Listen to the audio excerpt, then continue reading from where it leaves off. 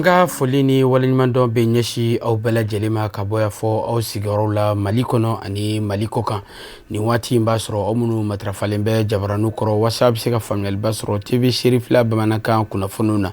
minumena wala leke awi malikuna funu ani jien famretawla ambe awla donia ka fongoni okuma sele bakuruba kuna fununa niye demeye kanyeshi anga guluma siri tabawma mi hakilna nyuman bora jekulu min ka bara be nyeshi femye faso de nyumaya o lawaleli mali jamana kono na to ye société dania business ka chefa war million keme kononto ko do kelke mino ni finuni sabarawla ka di anga finitigila koma jango ubse ku ka bara no ye faso la kanali etugumna ko wala ngata jamana fambela jelefe onake anga bi bamanankan kunafunu la kumbaboye kafra kunafunu worokan andabina semunuma ko olu jense awie wati kunguruni konnana amba fo nango au bismillah.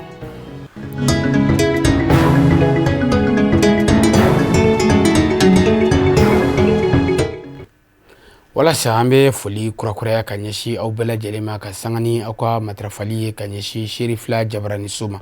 wasabu sika anga bi bamanankan kunafuni family basro akula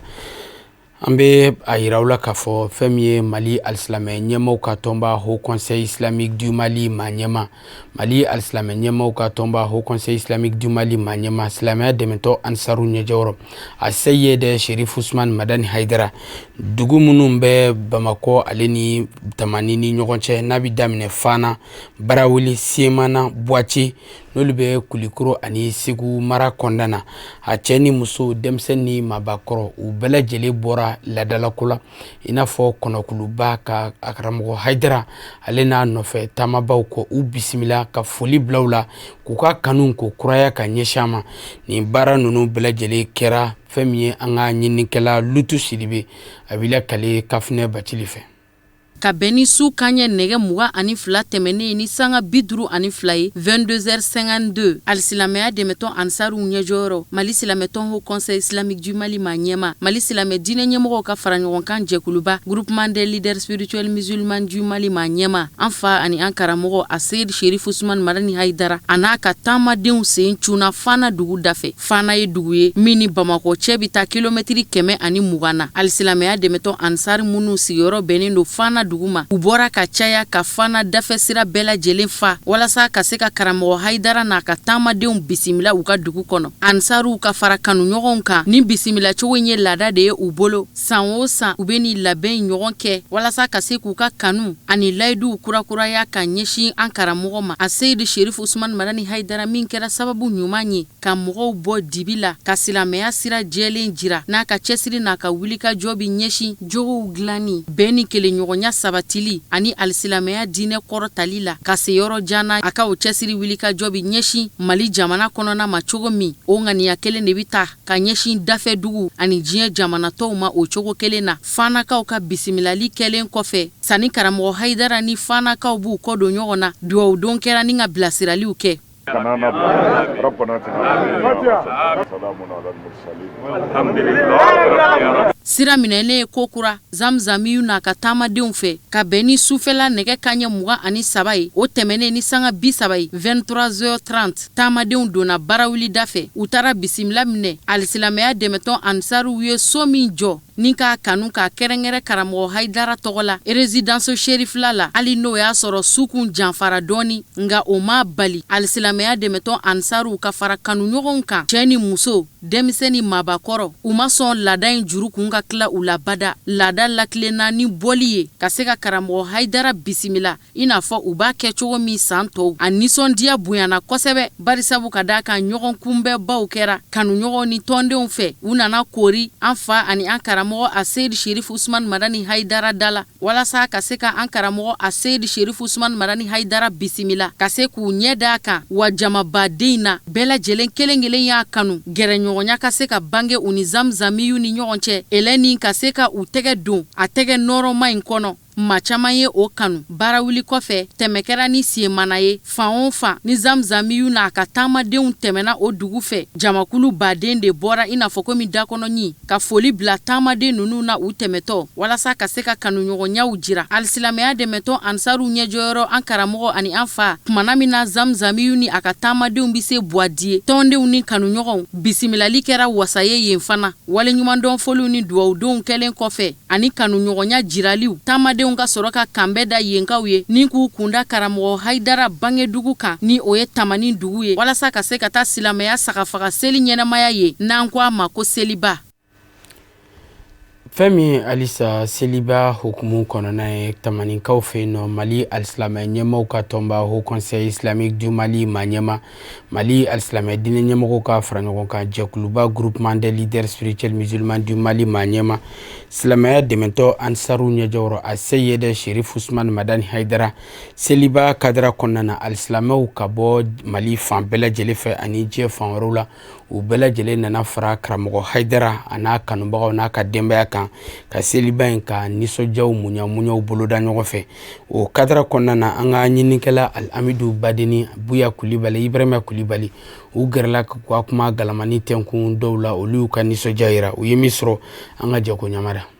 U ye layidu ta k'a fɔ Mali silamatɔnw ka fara ɲɔgɔn kan jɛkuluba Haut Conseil islamique du Mali ɲɛma Mali silamadinɛ ɲɛmɔgɔw ka fara ɲɔgɔn kan jɛkuluba groupement des leaders spirituels musulmans du Mali ɲɛma silamɛya dɛmɛtɔ ansaru ɲɛjɔyɔrɔ a seyada Cherif Ousmane Madani Haidara na dɛmɛ u ni an'u ka nafolo la jango silamɛya kɔrɔlen min ko ɲɔgɔnganu hinɛ ani makari o bɛ se ka diɲɛ bɛɛ lajɛlen minɛ o de kosɔn san o san silamɛya dɛmɛtɔ ansaru bɛ bɔ diɲɛ fantan naani bɛɛ lajɛlen la ka ɲɔgɔn sɔrɔ zamzamiyo bangedugu la tamani barawule cercle la Segu jamana kan ka seli kɛ n'a ye a baɲuman kɛrɛfɛ ni o ye Basi Tan Tarawele ye. San o san bureau national bɛ mɔgɔw délégué kana seli kɛ karamɔgɔ fɛ yan tamani kana lajɛ dɔrɔn karamɔgɔ yɛrɛ ka seli bɛ kɛ cogo di kana dɛmɛ nisɔndiya la ka dugawu kɛ a ye ka bureau national jɔyɔrɔ fa san o san an ma ɲini ka san 30 sɔrɔ a la sisan. Alhamdulilayi an ma foyi sɔrɔ a la ni nisɔndiya ni farifoni tɛ ani bonya ani barika a fɛ foyi fara ka fɔ jidi ani jidi limina ani taabolo wɛrɛ la k'a bɛɛ lajɛlen fɔ k'a barika ka dugawu kɛ bɛɛ lajɛlen ye hali bi karamɔgɔ in ala k'an mɛn ye ala k'an mɛn ka nin kɛ. Silamɛya dɛmɛtɔ ansar ɲɛmayasoba fédération ansar din international fadi jamanaw minnu bɛ a kɔnɔ olu caman yira kɛnɛ kan. An bɛ dugawu kɛrɛnkɛrɛn ka se an karamɔgɔ de ma fɔlɔ an bɛ dugawu kɛ ala k'a ka seliw caya ala ka seli caman yira an karamɔgɔ la dugawu minnu kɛra yarabi ala k'a minɛ an karamɔgɔ ma an bɛ foli lase ka se diɲɛ bɛɛ ma ala k'an ka seliw caya ala ka dugawu minɛ an bɛ foli lase an yɛrɛ ka sigida mɔgɔw ma n'o ye Congo Brazzaville an bɛ foli lase bɛɛ lajɛlen ma ansar bi diɲɛ yɔrɔ yɔrɔ la ani silamɛ ɲuman bi yɔrɔ yɔrɔ la an ka foli bɛ ka lase a bɛɛ lajɛlen ma selima foli de don an b'a fɔ ala ka san caman yira na san ɲan kɛmɛ an ka jɛ ka seli ala k'an ka batukɛlaw minɛ ala ka hinɛ an ka taabɔ la ala ka yafa k'u ma. Silamɛya dɛmɛtɔ ansar kɔnɔ jɛkulu bolofaraw minnu fɛnɛ bɛ yen olu caman kun bɛ tamani ka bɛn ni seliba in ye kɛrɛnkɛrɛnnen ɲɛna karamɔgɔlakaw ka bonda ni o ye wuduhu international ye. Kɛrɛnkɛrɛnma sama foli de don ka bɔ jamiyatu wuduhul islam national ani international ka ɲɛsin dunya karamɔgɔ kalanden bɛɛ lajɛlen ma ani silamɛ bɛɛ yarabi ala k'an ka jamana ka kolo suma yarabi ala k'an bɛɛ lajɛlen lafiya kɛrɛnkɛrɛnma bi fana ye juma ye o fana ye dɔnba ye tuguni donc yarabi ala k'an sago d'an ma ka jamana in basigi ka lafiya nati ka dunya silamɛ ansar bɛɛ lajɛlen fo yarabi ala k'an bɛɛ kunnaja an bɛ sajalen kosɛbɛ an bɛ tamaniya bi hɛrɛ kɔnɔ baden kɔnɔ lafiya kɔnɔ seli fana ɲuman kɛra an karamɔgɔ fɛ yan inshallah. An bɛ jɛ ka dugawu don kɛ seliba batow minnu kɛra kɔnɔ ala ka batow bɛɛ lajɛlen kɛ Mali basigi sababu ye ka sababu kɛ Mali silamatɔnw ka fara ɲɔgɔn kan jɛkuluba Haut Conseil islamique du Mali ɲɛma Mali silamadinɛ ɲɛmɔgɔw ka fara ɲɔgɔn kan jɛkuluba groupement des leaders spirituels musulmans du Mali ɲɛma silamɛya dɛmɛtɔ ansaru ɲɛjɔyɔrɔ a seyada Cherif Ousmane Madani Haidara ka hami y'o de. Ala m'o kɛra karamɔgɔ Musa Fɔnba halisa an bɛ to tamani kɔnɔna na ka sanga ni seliba o nisɔndiya munyamunyaw ye Cherif famille chérifienne a tɔndenw a denw u y'u ka nisɔndiya yira fɛn min ye seliba kadira kɔnɔna na ka fara tamani mairie u ye sanbɛ foli kɛ ka ɲɛsin Mali jamana ale ni karamɔgɔ Haidara u ye min sɔrɔ an ka jɛ k'o ɲamada. Salon ni kɛnɛ kelen na an ye dugawu kɛ ngo ala ka san wɛrɛ jira an na ni ala y'o jira an na a ma jira minnu na olu ka fɔkɔrɔya tɛ a y'a jira minnu na an ka cɛya tɛ ala de ye anw se bi ma ka san wɛrɛ nka an bɛ dugawu kɛ o ala kelen ye ala ka san wɛrɛ fana jirana k'a jirana ni hɛrɛ ye k'a jirana ni jidi ye ala ka dugu jidi ala ka jamana basigi ala ka karamɔgɔ yɛrɛ ala k'a kɛnɛman kɔrɔ ala ka sini kɛnɛya d'a ma ya rabbi amma ala ka san wɛrɛ jirana san min tɛ san wɛrɛ ala k'a jirana ka sini kɛnɛya d'a ma ka labanko ɲuman d'a ma k'an ka batow minɛ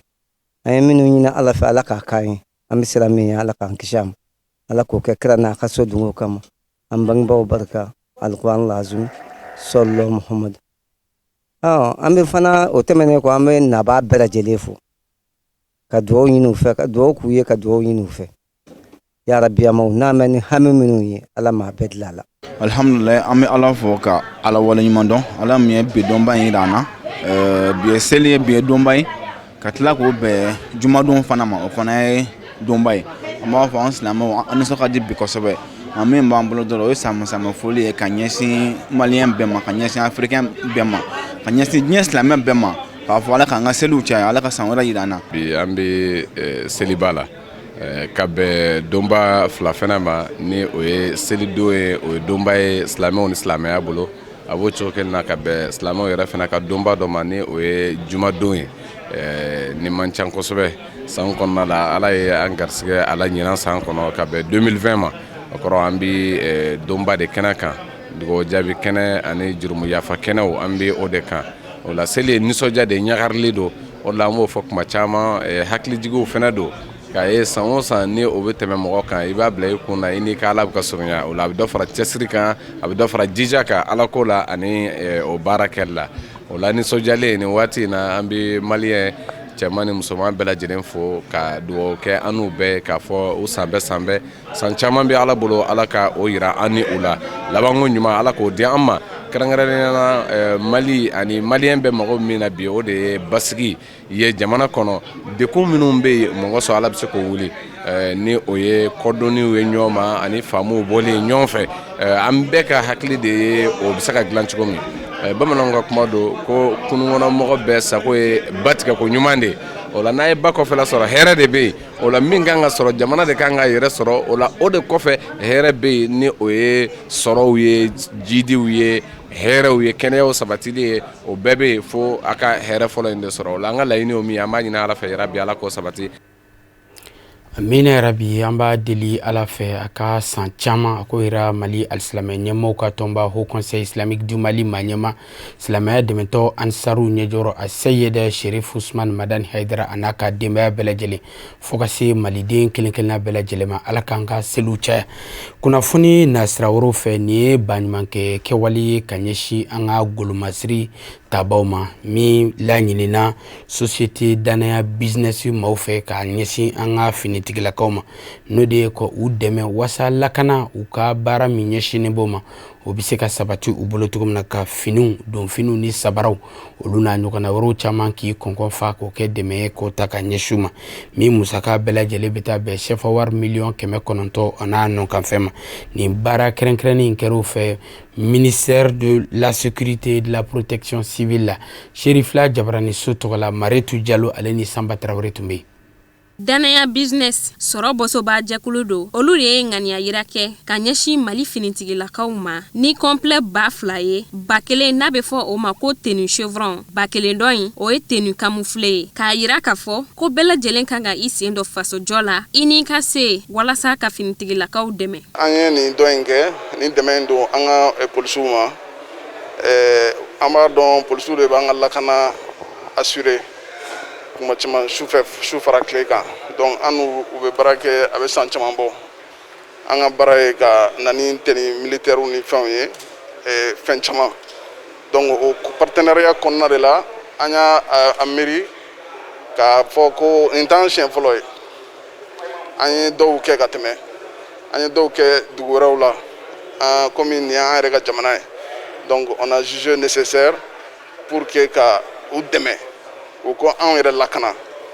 parce que n'i y'a ye an bɛ sunɔgɔ olu de don n'i y'a ye an bɛ bɔ journée fɛ ka circuler ka taa yɔrɔ mun ka d'an ye olu de don donc n'an y'olu dɛmɛ a bɛ komi an y'an yɛrɛ de dɛmɛ donc c'est dans ce sens là an ye nin dɔ in d'u ma 10 000 tenues chevron bleu ani 10 000 tenues camouflées a musaka bɛnna 900 000 ani 44 000 voilà wele dalla wa mbem fe amba nyini Allah subhanahu wa ta'ala fe aka jamana in aga lafiya stabilité aga nati jamana kono cohésion sociale muinga ben an nyonche ala ko sabati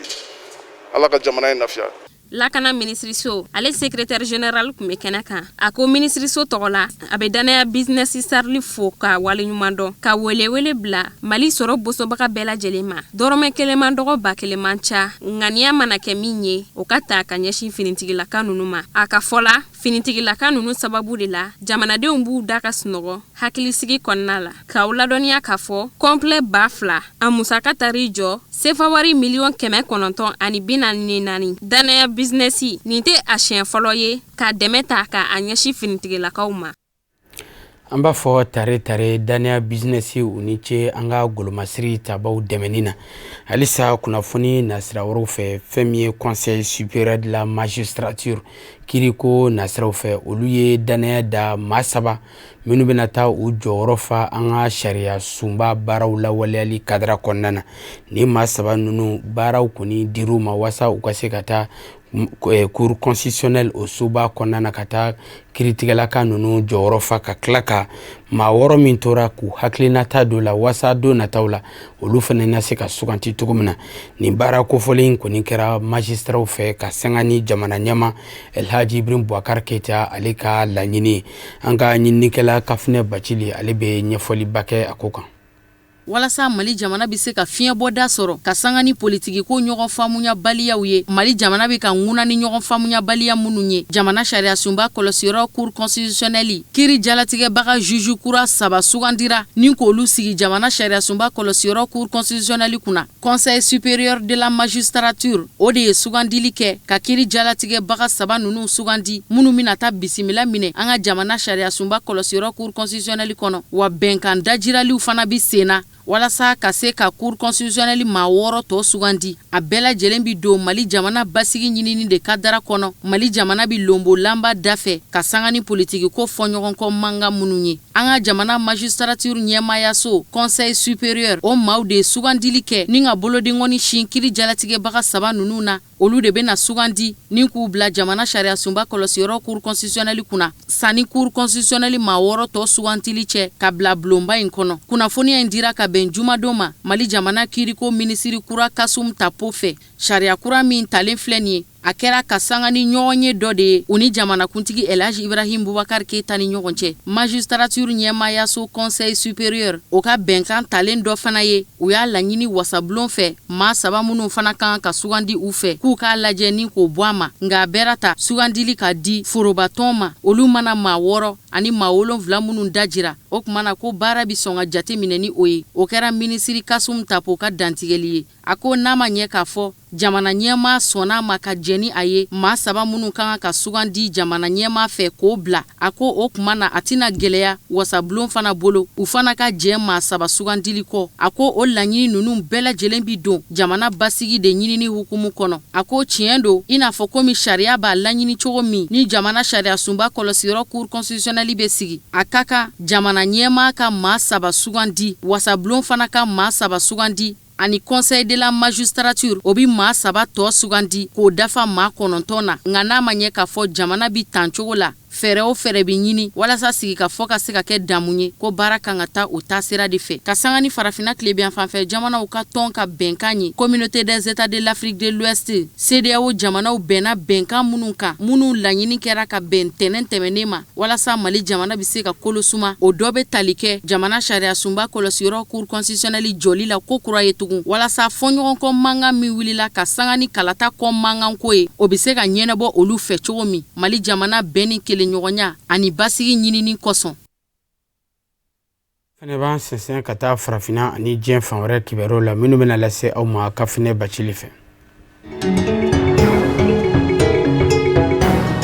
Côte d'Ivoire jamana kono Côte d'Ivoire jamana sorasiya ministre Hamed Bagayoko ale de sugandira ka bla ministre ɲɛma jɔyɔrɔ la. Hamed Bagayoko ka sugandili ka kɛ gouvernement ɲɛmɔgɔ ye a kɛra jamana ɲɛma Alassane Ouattara de fɛ ka bɛn alamisa juillet kalo tile 30 ma san 2020 ani san 20 a bɛna ministre ɲɛma kɔrɔ Amadou Gon Coulibaly de nɔnabila o min miniji dɔgɔyara ka bɛn juillet kalo tile 8 tɛmɛnen ma. Amadou Gon Coulibaly ka fatuli kɔfɛ danaya kun dara Hamed Bagayoko de kan furancɛrɔ fanga hukumu kɔnɔ a ka se ka gouvernement ɲɛmɔgɔya kɛ. Nga ame domina ina fɔ min bi Hamed Bagayoko foroba nun donna ministre ɲɛmaya jɔyɔrɔ la ka sanga ni jamana ɲɛma Alassane Ouattara ka laɲini ye. Sɔrasiya ministre so min ni o b'a bolo kabiri ni san 2000 ani san 17 juillet kalo la o jɔyɔrɔ in tina falen nga gouvernement ɲɛmɔgɔya jɔyɔrɔ in de bina fara a ka sɔrasiya ministre jɔyɔrɔ kan kokura. Jamana ɲɛma Alassane Ouattara masurala mɔgɔ do ani Hamed Bagayoko bi jɛla a bi san caman bɔ bi kabiri ni jamana ɲɛma ka fanga nun donna avril kalo san 2000 ani san 11 san fo ka na se bi ma. Sani sɔrasiya ministre so kun ka kalifa Hamed Bagayoko la a ye ministriya jɔyɔrɔ fa san 6 kuntagala kɔnɔ. Côte d'Ivoire jamana lakana ko ministre so ani Côte d'Ivoire dugu kɔnɔna kunkanko kow ɲɛnabɔli ministre so kunna. Amadou Gon Coulibaly kɔfɛ Hamed Bagayoko de fana kun ye sɛkasi don dɔ ye jamana fanga ɲinitɔ ka sugandili kun bi sɔn ka bɛn min ma ka kɛ cɛbɔ ye jamana ɲɛmasigi kalata nata. Nga hakilina jagabɔ kɛlen kɔfɛ maa fila ninnu ni ɲɔgɔn cɛ ni o ye ministre ɲɛma kɔrɔ Amadou Gon Coulibaly ye o min miniji dɔgɔyara ka bɛn juillet kalo tile 8 tɛmɛnen ma ani ministre ɲɛma kura Hamed Bagayoko min sugandilen filɛ ni ye jamana ɲɛma fɛ. Bolodengɔni sinen taara bɛn Amadou Gon Coulibaly de ma kabiri marisi kalo tɛmɛnen walasa a ka se ka jamana fanga ɲinitɔn RHDP ka darapo kɔrɔta ka sanga ni jamana ɲɛmaya ɲinini baaraw ye. Nga an be don min na i n'a fɔ min bi fanga ɲinitɔn in tɔndenw ka sigi jaabi nana bɔ kɔrɔfɔ min kan o de ye k'a fɔ bɛn kɛra kan ka bolodengɔni si jamana ɲɛma Alassane Ouattara yɛrɛ de ma ka kɛ RHDP cɛbɔ ye ka se ka jamana ɲɛmaya ɲini walasa a be se k'a yɛrɛ nɔnabila fanga la cogo min. Ministre ɲɛma kura Hamed Bagayoko yɛrɛ n'a si bi ta san 55 la jamana ɲɛma Alassane Ouattara ka danaya mɔgɔ do wa u be jɛla ni ɲɔgɔn ye kabiri ni jamana fanga ɲinitɔn RHDP tu tigɛra san 1994 san.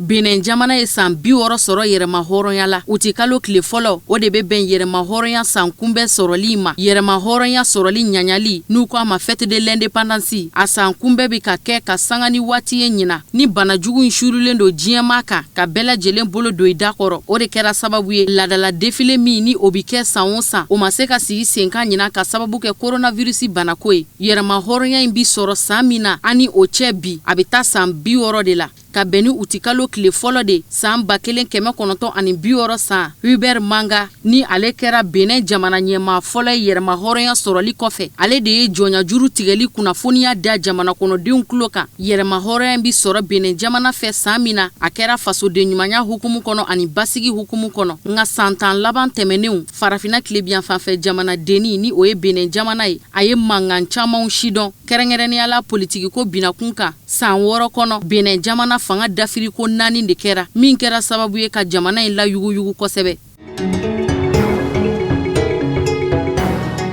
Nigeria jamana ɲɛma Muhammadu Buhari ye dantigɛli kɛ dantigɛli min senfɛ a b'a jira k'a fɔ ko Nigeria jamana lakana ko kɛra kamana ganko ye. Jamana ɲɛma Muhammadu Buhari ka o dantigɛli senfɛ a y'a jira k'a fɔ ko hali n'a y'a sɔrɔ wulikajɔ ni cɛsiri baaraw bi senna lakana tigilamɔgɔw fɛ a bɛra ta k'u k'a lajɛ hali bi dɔ bi se ka fara cɛsiri jala in kan koyi walasa jamana ka bɔ nin lakana baliya in dingɛ kɔnɔ. Jamana kɔnɔdenw ni u bolofɛnw bi se ka lakana cogo min hakili sigi ni basigi ka don. Jamana ɲɛma ka dantigɛli senfɛ dantigɛli min ni a kɛli man ca Muhammadu Buhari fɛ a y'a jira k'a fɔ Nigeria jamana kɔrɔyan fanfɛ maraw ani camancɛ bolow ko lakana baliya ɲɔ ɲalen bɛ yen kosɛbɛ. Ale min yɛrɛ ye jamana ɲɛma ye f'a bi sunɔgɔ tigɛ ka bɔ a ɲɛ la barisabu ka d'a kan jɔrɔna ko belebele do a ko walasa lakana ko laɲini bi se ka kɛ sɔrɔ fɛn ye. Muhammadu Buhari ko ale yɛrɛ hakilina la polisilakaw ka fara force de l'ordre tɔw kan lakanabaga bɛɛ lajɛlen ko baara min be senna u fɛ ko ale ka yecogo la ko dɔ bi se ka fara o cɛsiri kan. Muhammadu Buhari yɛrɛ abi Nigeria jamana ɲɛmaya kuna abi san 5 bɔ bi wa kabiri ni aka sugandili kɛra jamana ɲɛmaya kuna aka laɲini kun ye fɛn min ye ni o layidu yɛrɛ tara fɛ jamana kɔnɔdenw ɲɛkɔrɔ ko be tali kɛ Boko Haram banbagaci jɛkulu silatun karo gɛlɛya walew tali ye ka ɲɛsin ɲɔgɔn ma fo ka taa se buna adamadenw yɛrɛ tigɛli ma ka tunu ni u ye bagan suɲɛw ko dɔ bi ka fara o waleya cɛjuguw ka dongo do ka taa fɛ kɔrɛan fanfɛlaw ni camancɛ bolow kɔnɔ Nigeria jamana kɔnɔ dɔgɔkun tɛmɛnen na sena wasablon kun ye sariya dɔ ta ka karo gɛlɛya walew tali ye ka ɲɛsin ɲɔgɔn ma fo ka taa se buna adamadenw yɛrɛ tigɛli ma ka tunu ni u ye bagan suɲɛw ko dɔ bi ka fara o waleya cɛjuguw ka dongo do ka taa fɛ kɔrɛan fanfɛlaw ni camancɛ bolow kɔnɔ Nigeria jamana kɔnɔ dɔgɔkun tɛmɛnen na sena wasablon kun ye sariya dɔ ta k'a laɲini sorasiya ma ɲɛmaw fɛ chef d'état major des armées k'u k'a lajɛ u bɛɛ lajɛlen ka walan sɛmɛ ka bɔ yen duguma sira fara jikan sira ni sanfɛ sira kan barisabu ka daa kan k'u bilala jɔyɔrɔ in na nata min kama k'a jigiya minɛn ti ka fa k'a sababu kɛ lakanabaliya ko walankatali ye ni min ma fara kan wasablon ka yecogo la k'o ti ka bɔ a la kabiri ni san 2000 ani san 15 ni Muhammadu Buhari ye fanga ta n'a ka layidu dilen jamana kɔnɔdenw ma o kun ye ka se ka Boko Haram banbagaci jɛkulu bɛɛ lajɛlen faga k'a ban tewu k'u silatunu ka bɔ Nigeria jamana kan hali n'o y'a sɔrɔ o laɲini in kɛra nka bɛra ta Nigeria jamana fan caman de be Boko Haram banbagaci jɛkulu selen bɛ yɔrɔ minnu na ni sanga ni wagati u ka ŋaniya juguya baaraw bi ɲɛsin o yɔrɔw ma min kɛra sababu ye maa salen hakɛya o ka ca maa 36 ye siranya ni hami ni jɔrɔ kɛra sababu ye ni nka minnu lawuli ka bɔ u sigiyɔrɔ la n'u wulila ka boli ka taa bisimila minɛ fan wɛrɛw fɛ o ka ca maa 2,000,000 ye.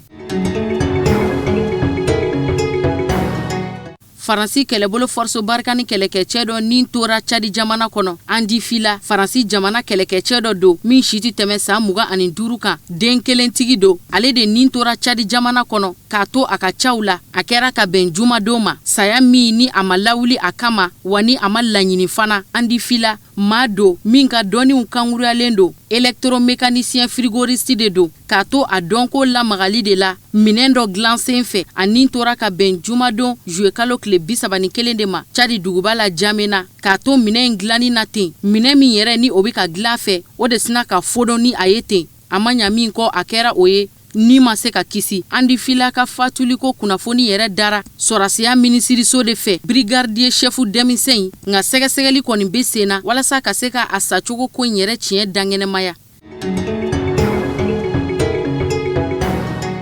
Zimbabwe jamana kɔnɔ ka sanga ni fanga sinama tɔndenw ka wele ye ka taa muɲukumanya ka bɔli ma tɛgɛ kɛra taamaden caman na ni k'u lasagon kiri ka bolo kan ka bɛn ni jumadon ye juillet kalo tile 31 Zimbabwe fanga senamatɔnw ye taama dɔ sigi sen kan walasa ka se ka waleya kɔn min bi tali kɛ jamana marako kan u ka yecogow la ko jamana maracogo ti ka kɛ kɛcogo ɲuman na barisabu ka daa kan ko dungo juguya ani yuruku ɲɔ ɲalen do jamana in kɔnɔ labɛnw bɛɛ lajɛlen sabatila lakanabaw fɛ ni Zimbabwe duguba Harare karangafɛdaw bɛɛ lajɛlen sɔgɔli ye lakana tigilamɔgɔ kɛlen do ka yen bɛɛ la minimini duguba filana o fana lakana sabatilen do lakanabaw fɛ ni dugu lamunumununi ye nka dugu misɛnnin dɔw be yen nɔ fanga sinamatɔn tɔndenw sera k'u ka nisɔngoya taamaw sigi sen kan o yɔrɔ kofɔlen nunu na ni lakanabaw donna u tu la ni ka caman tɛgɛ ta k'u bila kiri ka bolo kan lakanabaw ka cɛsiri Zimbabwe duguba la Harare a kɛra sababu ye ni ka dansigi muɲuku manyaga nunu na minnu be sigi sen kan sanga ani wagati jamana kɔnɔdenw fɛ barisabu ka daa kan kabiri ni alamusa tɛmɛnen lakanabagaw ye dugu lamini ni ka nisɔngoya taamakɛla nunu bali u ka wuli ka jɔw la kumana min na taama in bi boloda u fɛ ka bɛn juma ma o yɔrɔnin bɛɛ lakanabaw donna u tu la ni ka yɛrɛkɛli kɛ tɛgɛ sera ka kɛ minnu na k'olu yɛrɛ minɛ olu lasagona kiri ka bolo kan nin baara in laɲinina jamana ɲɛma Emerson Nangagwa yɛrɛ de fɛ walasa dugu bi se ka suma cogo min barisabu ka daa kan wagati laban nunu kɔnɔ nisɔngoya taamaw kun tɛ ka kɔtigɛ a ka can tile caman ye bi lapasatɔnw ani kunnafonidila caman olu de taara u yɛrɛw sɔrɔ lasagolen kasobon na fanga sinamatɔn ɲɛmɔgɔ dɔw yɛrɛ a bi taa se mɔgɔ 10 bɔɲɔgɔnko la minnu yɛrɛ kɛn bɛ ka tunu barisabu ka daa kan u be ɲinini bolo de kan lakana tigilamɔgɔw fɛ walasa ka se ka t'u fara sendika ɲɛmɔgɔw ani kunnafonidila dɔw kan minnu lasagolen do polisilakaw fɛ ka ban barisa olu de kɛra muɲukumanyaka waleya in wele dabagaw ye ka nisɔngoya taamakɛlaw wele ka taa nisɔngoyaw sigili la sen kan dugu bɔlɔnfurancɛw ni ɲɔgɔn cɛ. Bi bamanankan kunnafoni bɛ kuncɛ ni farikolo ɲɛnajɛ kalo naani farugale ɲɛnɛgɛ kɛwɔrɔ minnu bɛ an ka jamana kɔnɔna na kɛrɛnkɛrɛnnenya Bamakɔ faba kɔnɔ u bɛɛ lajɛlen tun datuguna ka sanga ni jamana ɲɛmɔgɔw ka laɲini ka sabu kɛ bana cɛjugu min kɛlen bɛ ka diɲɛ kurukara bɛɛ lajɛlen labɔ lala korona an yɛrɛ fɛ Mali kɔnɔna na n'o ye coronavirus walima covid-19 o kadira kɔnɔna na jamana ɲɛmɔgɔw y'a kanu ka balontan wɔrɔw ni farikolo ɲɛnɛgɛ wɔrɔw k'u bɛɛ lajɛlen dayɛlɛ min kɛra nisɔndiyaba ye a kɛbagaw fɛ nka tila k'a ɲini fɛ bɛɛ lajɛlen k'i hakili to a la waleya minnu fɔra n'o ye mesure barrière bɛɛ lajɛlen k'i hakili to a la k'o matarafa nin wɔrɔ kofɔlen ninnu na an ka ɲinikɛla Yusufu Kulubali ale bɛ ɲɛfɔli k'a ko kan.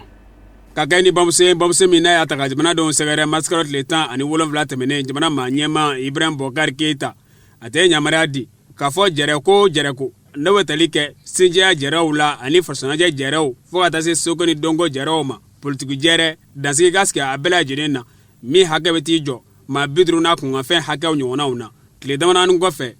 kotigi min ko bɛ yen n'a tun bɛ farisɔnajɛw kow kunna Haruna Modibo Ture o y'a yɛrɛ k'a fɔ farisɔnajɛ dagasow bɛɛ lajɛlen ka datugu o sariya de kama dansigi kɛra Mali farisɔnajɛ wulikajɔ sufaya bɛɛ lajɛlen na kala sababu ye minnu bɛ wulikajɔ kɛ farisɔnajɛ ko dafɛ o bɛɛ lajɛlen ka baara sonsori kɔsada in na jamana maa ɲɛmaaw bɔra k'a yɛrɛ k'a fɔ jamana dotan minnu ko datugulen kɔnɔ don a kɛra dugumala ye wale kelen sanfɛla a bɛɛ lajɛlen labilala o bɛ dayɛlɛ ka bɛn ni juillet kalo tile 25 ye a n'a tile 31 o nasarakalonw fɛ jamana maa ɲɛmaaw y'a yɛrɛ k'a fɔ caw ka daminɛ laadala n'a fɔ a tun bɛ kɛ cogoya min o bɛ daminɛ ka bɛn ni août kalo tile fɔlɔ ye san 2020 o kadira de kɔnɔna na kɔtuso min bɛ yen n'a ka baara ɲɛsinnen don sifilakaw ni farisɔnajɛ kow ma tarata don juillet kalo tile 28 o fana ye yamaruya di ko ka sena dulanji fogo bɛɛ lajɛlen dayɛlɛ nin ye farisɔnajɛ baaraw n'u donnen de ye bawo Mali kɔnɔ farisɔnajɛ wulikajɔ kun balila biya kalo 4 ye wulikajɔ bɛɛ lajɛlen k'u dabila la farisɔnajɛ nasiraw fɛ.